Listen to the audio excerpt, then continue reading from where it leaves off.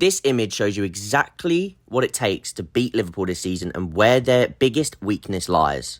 Today we're going to speak about exactly this and how you can exploit Liverpool's 4-2-4 press, split those lines between not only the midfielders but also the front line. There isn't just one example. This has happened in many of Liverpool's games this season where teams are trying to hurt Liverpool by getting the ball into their pivot players between the lines of the attacking two central players and the two pivot players of Liverpool.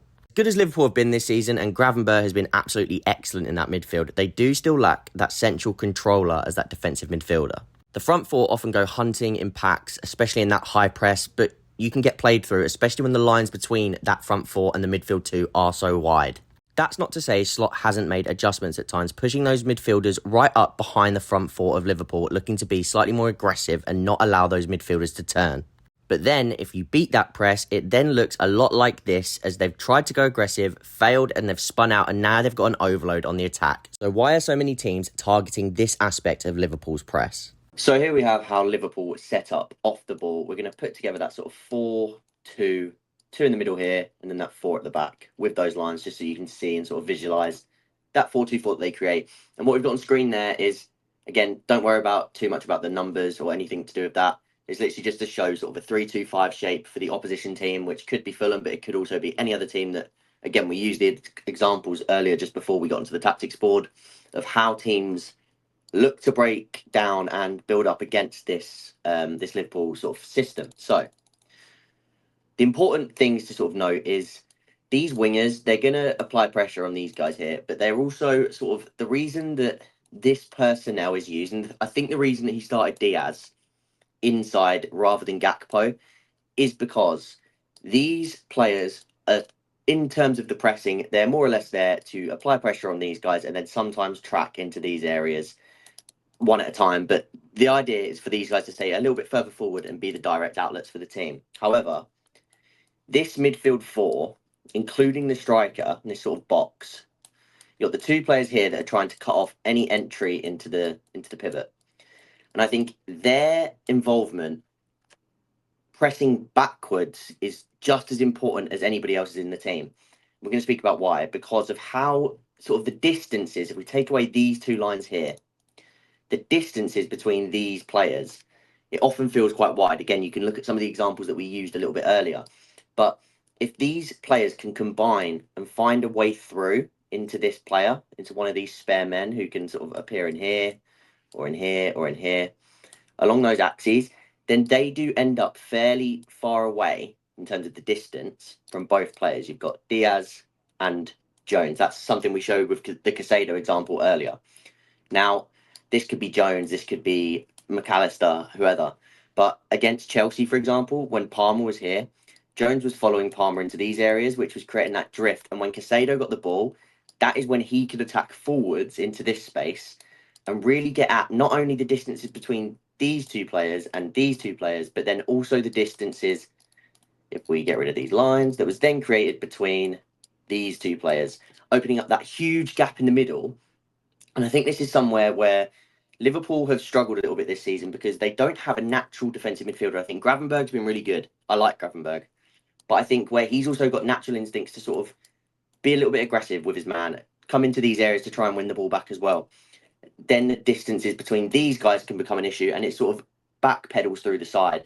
And I do think that if they had a more natural number 6 alongside your Gravenberchs, your Jones, your Soberslys as those sort of number 8/10 hybrids, Gravenberch being more of a 6-8 hybrid. But the point being is I think that they still need that protector who has the instincts to almost let this man be free at times and not completely stretch this sort of midfield, but also have sort of this movement be a little bit more conjoined. And if they're going to move to one side, they sort of move as a unit. And yes, this is going to leave this open, but then someone like Trent can jump up, or this is where Salah would have to then do a bit of a job and get him back. And that is a different adjustment to the system because, like I said, Slot wants these wingers to be high and wide when they do break with the ball because that's where they get a lot of their joy. And of course, Liverpool have looked a very good side this season, but this is exactly where I think they can be hurt. And what actually gets them out of trouble a lot of the time is the fact that these guys in here, despite not having a natural protector and despite those gaps opening up quite wide, these players, they've all got legs. Imagine this is Nunes, it's the same thing applies, but this is exactly what I mean when I say I think that's why he put Diaz centrally yesterday, on sort of off the ball to have his tracking into these areas, because what you then have is all of these players converging together. If these guys are converging sideways or forwards, and these guys are converging backwards at pace, the fact that these all have legs to get about, and like I say, not a general protector, but they're counter pressing as a unit, they can swarm the ball and get it back. My main issue is, like I say, I think at times they can get played through due to this sort of, I wouldn't call it naivety, but because Slot does do well to sometimes sort of adjust things a little bit if he sees fit. Like against Chelsea, one of the things he did was drop Salah much deeper with the inverting player inside, so that they couldn't get this sort of free man into here, and that worked really well against Chelsea. And I think Slot, he's so good tactically that he can make those adjustments. But with Liverpool's sort of grand scheme, I do think they have a lack of almost just protection in that central area when that line does get sort of split.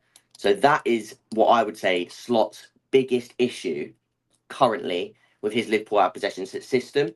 Now, of course, when you have someone like Konate, who's out injured at the minute, jumping up as well, it can help to sort of alleviate some of this, because they can jump into these areas, even if the 9 is, say, with Van Dijk one man for man, because you trust Van Dijk in that instance. This player can take up that big gap. They can be a bit more aggressive. And same for Trent, if, like I say, if Gravenberg's over, it can work both ways. But Liverpool do still lack that number 6. And there's been a lot of games this season, and I think there'll be a lot more games this season, where teams look to utilise these players coming off the shadow press, receiving the ball in these areas, and then attacking this space in here, which is left between the two number 6s. The midfielders for Liverpool are highly athletic and they can do a job, especially in counter-pressing moments. But in these set scenarios of pressing structures, they aren't as good as defending in those 1v1 situations when they are man-to-man, allowing some teams to even turn out against them and create those overloads. The biggest question mark for Liverpool this season and Arne Slot is, do they go and sign a more central defensive midfield enforcer to sit behind their high-pressing athletes such as Gravenberg, McAllister and Curtis Jones, or do they persist to go for this counter-pressing net centrally and hope that the risk outweighs the reward?